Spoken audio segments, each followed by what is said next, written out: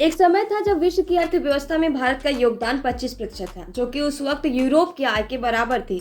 इसके बाद भारत पर कई आक्रमण हुए। जब आखिरी में अंग्रेज भारत को छोड़कर जाने लगे, तब भारत की विश्व अर्थव्यवस्था में केवल 2 से 3% योगदान ही रह गया।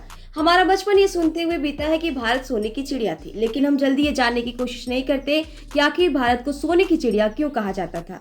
Let's talk about some of the facts behind calling India the golden bird. बात शुरू करते हैं 1600 ईस्वी के आसपास की, जब भारत की प्रति व्यक्ति जीडीपी 1305 अमेरिकी डॉलर थी और ये आंकड़े उस समय अमेरिका, जापान, चीन और ब्रिटेन से भी अधिक थे। ये वो दौर था जिसमें प्राचीन भारत वैश्विक व्यापार का केंद्र यानी सेंटर ऑफ ग्लोबल ट्रेड और साथ ही विश्व का सबसे बड़ा मैन्युफैक्चरिंग सेंटर भी हुआ करता था। हालांकि कुछ लोगों का मानना है उस वक्त भारत में सिर्फ मसालों के एक्सपोर्ट किए जाते थे, जबकि ऐसा बिल्कुल भी नहीं है, क्योंकि उस वक्त भारत द्वारा बड़े पैमाने पर खाद्य पदार्थों समेत कपास, रत्न, हीरे जैसे सामानों का निर्यात किया जाता था। भारत से उस वक्त निर्यात की जाने वाली वस्तुओं की बात करें तो ये लिस्ट काफी लंबी है, क्योंकि उसमें कपास, चावल, गेहूं, आलू, नील, तिल का तेल, शराब, मसालों में हल्दी, काली मिर्च, दालचीनी जैसे इत्यादि प्रोडक्ट शामिल हैं।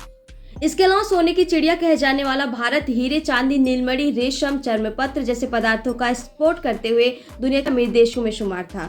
अब सवाल ये उठता है, क्या भारत को सोने की चिड़िया कहे जाने के पीछे सिर्फ यही कारण है? आपको बता दें, इसके पीछे कई सारे कारण हैं। भारत को सोने की चिड़िया कहने के पीछे एक सबसे बड़ा कारण मयूर सिंहासन को भी माना जाता है। बता दें, इस सिंहासन को बनाने के लिए जितना धन लगाया गया है उसमें 2 ताजमहल का निर्माण किया जा सकता है। पर कहते हैं ना, अक्सर कीमती चीजों पर लोगों की बुरी नजर होती है, और कुछ ऐसा ही हुआ जब साल 1739 में फारसी शासक नादिर शाह ने एक युद्ध जीतकर इस सिंहासन को हासिल कर लिया था। मयूर सिंहासन को करीब 1000 किलो सोने और बेशकीमती पत्थरों से बनाया गया था। इसके अलावा इसमें कोहिनूर हीरा भी इसकी खूबसूरती को बढ़ा देता था। अब आइए बात करते हैं भारत को सोने की चिड़िया कहे जाने वाले दूसरे कारण कोहिनूर हीरा के बारे में।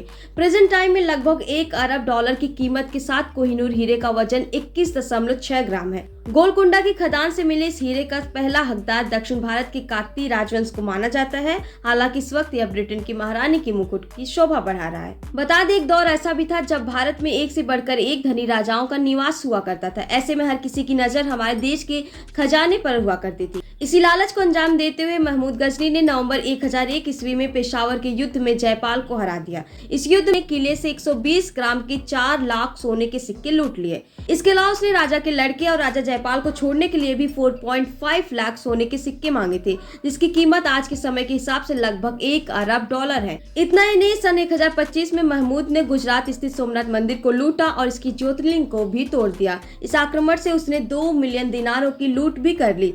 सोमनाथ के मंदिर पर हमला करने के पीछे महमूद का उद्देश्य इस्लाम का प्रचार और भारत से धन लूटना था। हालांकि वर्ल्ड गोल्ड काउंसिल के अनुसार भारत में अभी भी 22,000 सोना लोगों के पास है। इसमें से लगभग 3 से 4,000 टन सोना भारत की मंदिरों में पाया जाता है।